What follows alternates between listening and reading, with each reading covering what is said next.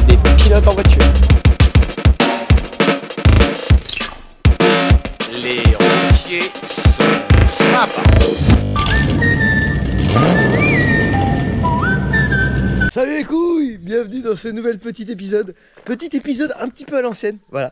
Petit épisode tuto tuning. Aujourd'hui je vous explique comment greffer des talmus sur une lame d'avant en fibre de verre. En fait vous étiez beaucoup à me dire récemment que les vidéos où tu nous expliques comment faire des choses, comment bricoler. En fait j'étais parti en ce moment pas mal à vous faire des vidéos où j'avance vachement sur une même et seule vidéo mais sans trop rentrer dans les détails. Et là en fait la fibre de verre, je pense que c'est un sujet super important parce que ça soit dans le monde du camion où il t'arrive des mésaventures comme moi, ou même dans le monde de la voiture où tu as des pare-chocs en fibre ou quoi, vous êtes beaucoup à chaque fois à me poser des questions sur la fibre de verre. Et du coup, on va profiter de ce petit épisode pour vous expliquer les rudiments de base. Bon, c'est pas en regardant cette vidéo que tu apprendras à devenir carrossier peintre, parce que c'est comme tout, c'est un métier, c'est à force, enfin, c'est un vrai métier. Je vais essayer de t'enseigner quelques bases et théories pratiques afin d'arriver à te démerder si des fois tu as besoin. Et si tu n'y arrives pas, bah, tu vas voir les professionnels. Mais au moins voilà, comme ça tu auras capté comment que ça marche. Et même si tu n'as pas envie de le faire, bah, tu te rendras compte que la carrosserie, c'est pas juste un voile. C'est long, il y a des produits à mettre et ça coûte vite cher. Afin de procéder à une belle réparation, pour commencer, il va te falloir une disqueuse.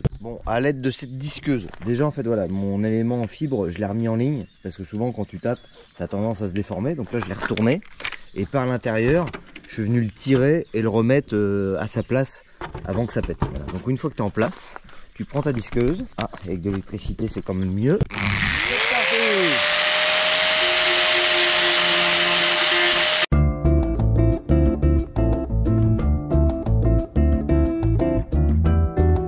Voilà, ma zone est réparée. Enfin, est réparée. Est prête à être réparée. En fait, normalement, là, si je voulais juste réparer ma pièce, j'aurais fini de poncer après. Alors là, j'ai juste mis des coups de disqueuse en travers, histoire que ça pénètre bien. J'ai pété tout mon gel coat et tout le... Alors voilà, ça c'est le mat de verre, enfin c'est le polyester. Mais au-dessus, en fait, la partie blanche, quand tu achètes une pièce en fibre, c'est du gel coat. C'est une pièce de finition qui vient par-dessus la fibre de verre. Toi, après, tu viens la poncer, tu mets un coup d'après garnissant et un coup de peinture. Mais ça, vous le verrez après, plus tard, parce qu'on va le refaire. Sauf le gel coat. En fait le gel coat c'est une pièce que tu mets dans ton moule quand tu tires une pièce en fibre de verre. Nous on va pas refaire de gel coat. Là du coup si je voulais juste réparer ma pièce sans la modifier, je poncerai ma pièce après au 80 à peu près jusqu'à là et jusqu'à là. Et vous allez voir, de toute façon on va le faire après. Mais moi en fait voilà, on va pas la réparer tout de suite, on va d'abord la modifier. En fait ce que je vous apprête à vous dire c'est horrible, mais qu'en fait quand t'es carrossier tu penses comme ça réellement. Quand j'ai monté ma lame neuve sur Jim chez Scania, j'avais les talmus que je voulais intégrer. Du coup on s'était dit au départ, je vais percer un trou, je vais les mettre dedans et puis un système de fixation par l'intérieur. Moi je me suis dit bon, de toute façon la lame à un moment donné, un jour elle va frotter, il faudra que je la repeigne. J'ai au pire des cas je vais attendre ce moment là et je percerai ma lame et j'intégrerai et je ferai de la résine pour intégrer mon talmu à ma lame. Bon voilà, c'est aujourd'hui que ça se passe. Donc en fait, souvent quand tu es carrossier, tu dis je le fais, mais plus tard, vu que je vais être obligé de le refaire, je ferai la modif après. Voilà. Et je sais qu'il y a tout un tas de carrossiers peintres, adeptes du tuning, qui pensent comme moi. Mais c'est vrai que vu de l'extérieur, pour les gens qui sont très, qui sont en dehors de ce monde-là, c'est une fois que la pièce elle est peinte, pour eux c'est no retour. C'est maintenant, faut que ça soit bibiche et tout. Mais malheureusement, une lame comme ça, quoi. Là je sais que ça m'arrivera de la re-arracher parce que là bon ça c'était suite réellement à mon accident, mais de l'autre côté c'est pas l'accident, hein. De l'autre côté c'est moi, bon bah je l'ai croqué. Voilà. Ah bah on n'est pas là pour vous cacher des choses les couilles hein. C'est les risques du métier hein. Quand tu veux un camion de chaume et que tu bosses avec, ce genre de choses arrive. Ce qui me fait marrer c'est que quand j'ai pété, il y en a qui ont vu des photos de ma lame pétée. J'ai reçu des messages, ah bah elle a frotté la lame, la couille hein. Genre un peu foutage de gueule. Et puis j'ai les mecs qui ont des belles machines et qui roulent bas aussi avec des lames et des machins. Ils me disent ah je compatis mes couilles. Et puis tu sais t'envoies des photos en soum soum de... Mais tu sais ils disent pas parce que c'est un peu honteux en vrai quand tu casses un truc sur ton camion. Moi je m'en bats les couilles. Moi je casse, j'assume, je répare moi-même. Alors moi, je m'en fous, on peut dire ce qu'on veut, au final, la plupart des gens qui critiquent, ils savent pas réparer. Mais ouais, donc juste pour dire, le principal, c'est de savoir réparer. Et si à travers cette vidéo, je peux vous aider à réparer vos conneries, et bah, t'es pas obligé de t'afficher sur les réseaux comme moi pour dire j'ai cassé. Mais au moins, tu sauras réparer. Bon, maintenant les couilles, le process. Je me suis fait une petite marque. En fait, le but, c'est de venir de l'intégrer, mais de manière très... comment il disait mon ancien patron quand j'étais apprenti? De manière harmonieuse, voilà. Donc de manière harmonieuse, on va venir mettre ce talmu dans la lame. Bon les couilles, j'ai une grande idée. En route, on a changé un peu les plans du projet. L'intégration a changé. Voilà. On peut acheter des lames toutes faites maintenant dans le commerce où tu as les talmus intégrés. Mais moi j'aime pas, ça fait vraiment comme s'ils avaient posé un spot sur le truc, elle est vraiment en avant. Le talmu est vraiment en avant. là en fait on va vraiment se l'intégrer vraiment à fleur. Et il va être juste ressorti là. Moi je vais refaire une forme un peu profilée, mais il n'y aura pas une forme là qui monte pour venir le rejoindre. Ça sera tout bien profilé. Oh, ça va être la passion. Bon, la chose qu'il faut bien faire attention, c'est qu'il soit bien droit. Voilà. Parce que la lame, elle est courbée. Le but, ça serait pas que... Voilà, je pense qu'en fait, il faudrait qu'il soit un peu comme ça, mon talmu. Je vais aller chercher le niveau, les couilles. Bon, les couilles, il y a un point très important qu'il faut voir ensemble, parce qu'il faut pas faire tout et n'importe quoi quand tu fais des fibres de verre. La fibre de verre, ça tient pas sur l'acier, ça tient pas sur le plastique. La fibre de verre, c'est fait pour tenir avec de la fibre de verre. C'est un super matériau, mais si tu essayes de le lier avec d'autres types de matériaux, si avec le bois ça marche bien, parce que le bois il va venir pomper la résine et du coup ça va avoir un super pouvoir adhérent. Là, moi mes talmus ils sont en plastique.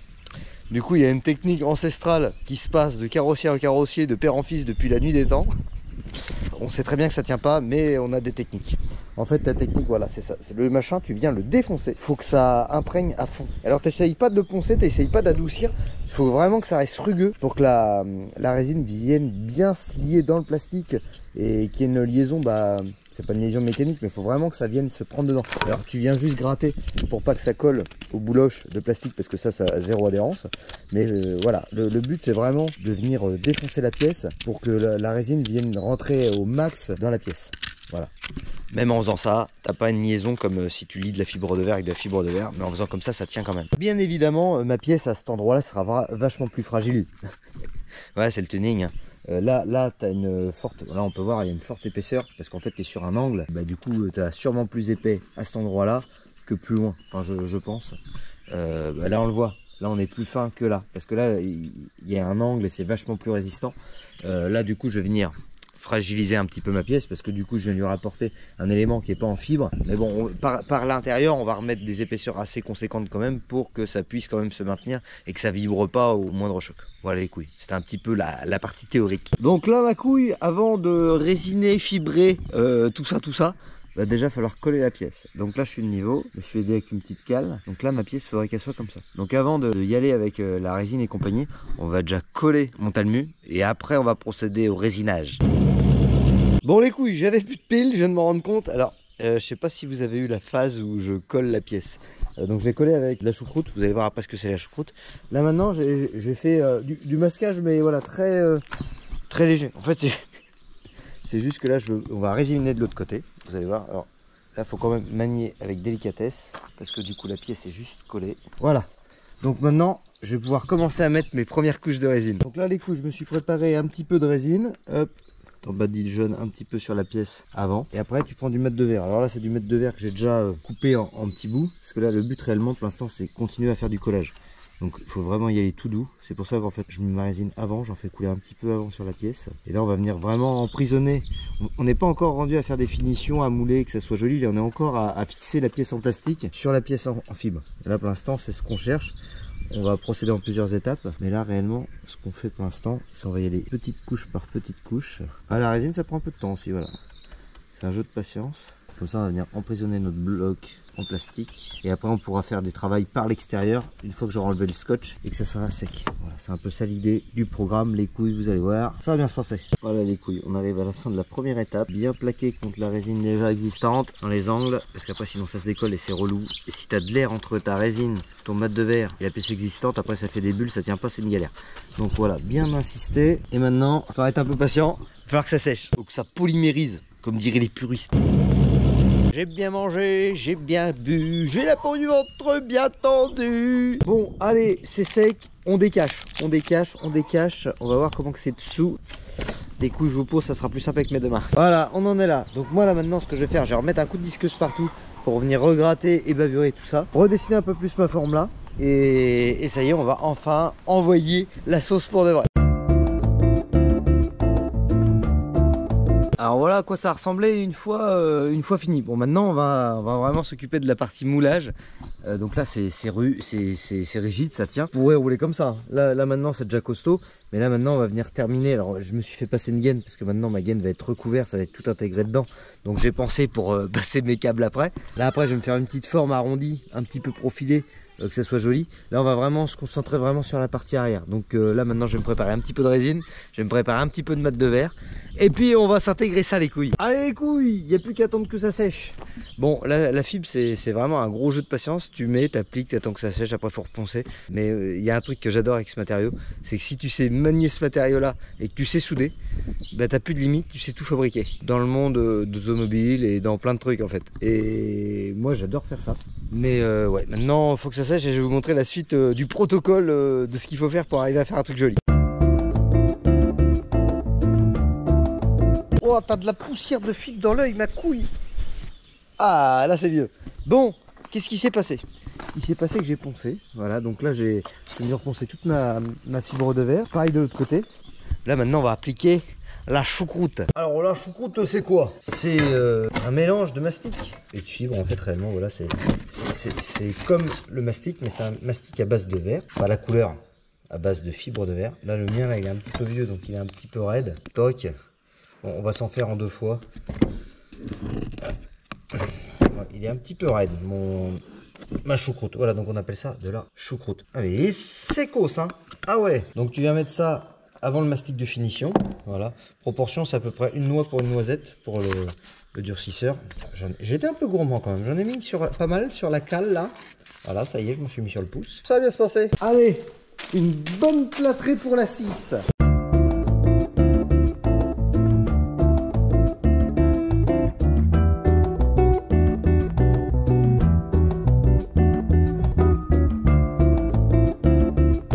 Donc là on est clairement sur l'étape où c'est pas joli. Et là quand tes potes passent le samedi après-midi boire une bière hein, à l'occasion d'une promenade en moto, parce qu'en vrai c'est souvent comme ça que ça se passe, ils disent mais jamais t'arriveras à tirer un truc de joli de ça. Bah si, avec un peu de travail, de temps passé, d'huile de coude, vous allez voir les couilles, ça va être sympa.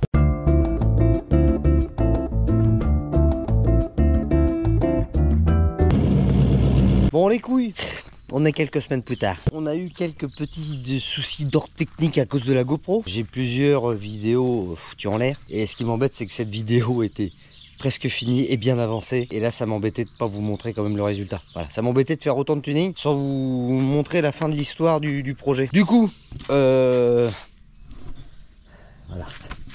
C'est fini. Bon, c'est fini, pas tout à fait. Il me reste encore tout le raccordement électrique, finir de fixer bien la lame, mais j'ai fini toute la partie mastic, après ponçage, peinture. Voilà. Donc voilà un petit peu le rendu. Là je l'avais remonté pour notre motor show. Dedans il n'y a pas encore toute la partie électrique, tout le module LED qu'on va installer ensemble. Il nous reste des choses à faire quand même ensemble. Et je suis content. Je suis content du rendu avec ma petite intégration. Franchement c'est cool. Maintenant il y a toute la partie électrique encore installée. Pour vous la faire simple, le process de la suite, parce que le but c'était un peu orienté tuto et un peu vous expliquer comment on procède. On en était resté à la choucroute. La choucroute moi je la ponce au 80. Après alors il y a les grains. En fait, quand tu ponces, tu as des grains. Tu as différents types de grains. Donc là c'est une boîte de 120. Donc le grain 120, en fait, ton grain, plus le chiffre est petit, plus le grain il gratte. Plus il gratte, plus il...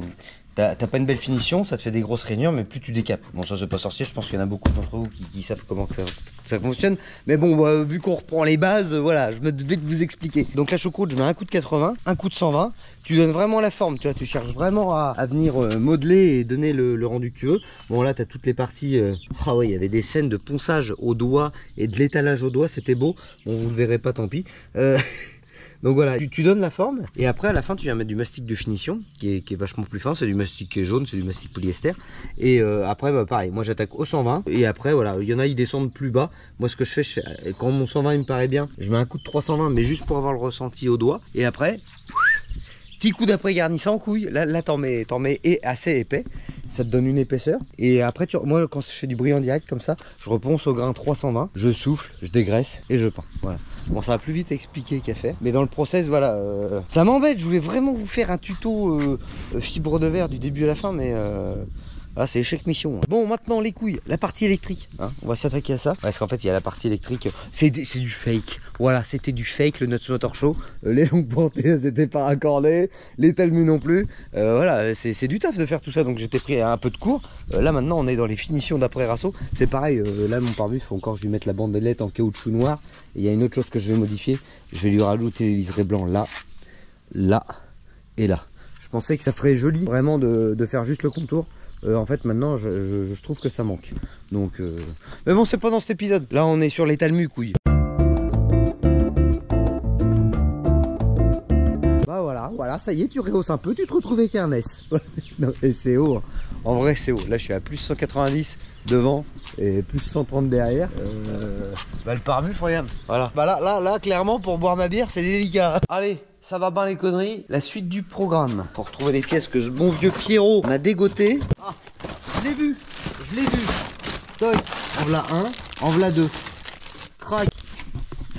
J'ai vraiment monté ça. Là, on vient de franchir un level. C'est même pas qu'on installe des ampoules LED, c'est qu'on installe carrément des modules LED dans les talmus. Allez, ça va bien se passer. Allez, tuto électrique de la couille. Bon, normalement, d'après ce que j'ai compris, ils éclairent soit en blanc, soit en jaune. Donc on va voir ça tout de suite. Normalement, alors on va commencer par le blanc. Normalement, je pense que si je relis ça... Oh, il n'y a pas long de fil. Ah si, j'ai parlé trop vite. Donc si je mets ça... Là, je peux pas y arriver. Est-ce qu'il m'a bien raccordé les fils là-bas chez Scania? Ouais, c'est intéressant, très intéressant. Il m'a pas raccordé les fils. C'est la vidéo de l'échec, couille. Y a rien qui va. Il m'a passé les fils, mais il m'a pas relié le jeu. Prendre une ampoule histoire d'être sur un verdict clair et définitif. Bon, bah oui, il n'y a rien qui se passe. Il n'y a pas de jeu. Voilà, tout simplement. Bon, bah voilà, hein, superbe cet épisode. Superbe. On va le remonter. Bon, pour la petite histoire, je pars au Ciné Truck Show demain matin. Donc, bah, j'ai pas le temps de passer un câble. Enfin, j'ai pas le temps d'aller chez Scania pour voir pourquoi c'est pas raccordé jusqu'au bout. On va y aller comme ça. Ça me fait chier, j'aurais bien voulu mettre le éclair. C'est relou.